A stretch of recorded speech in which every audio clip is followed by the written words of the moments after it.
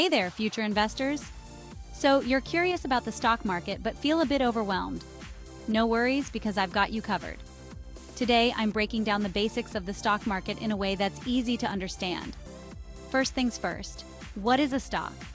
Simply put, a stock represents ownership in a company.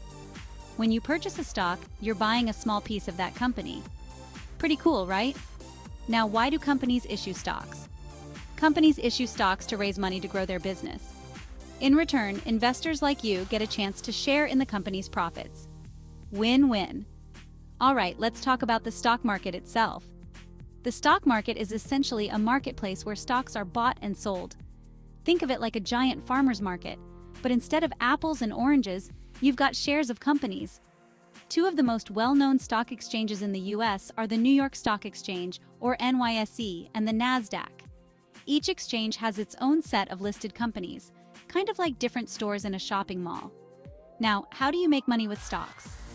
There are two primary ways: capital gains and dividends. Capital gains happen when you sell a stock for more than you paid for it. Dividends are payments made by the company to its shareholders, usually from profits. It's like getting a thank you check for being a part owner. But remember, investing in stocks comes with risks.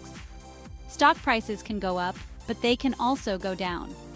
That's why it's crucial to do your research before investing.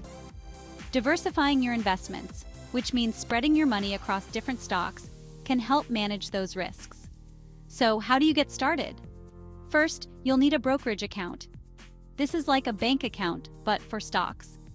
There are many online brokerages that make it easy to buy and sell stocks with just a few clicks. Once you have an account, start by investing in companies you know and believe in.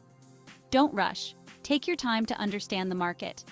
Remember, investing is a marathon, not a sprint. And there you have it.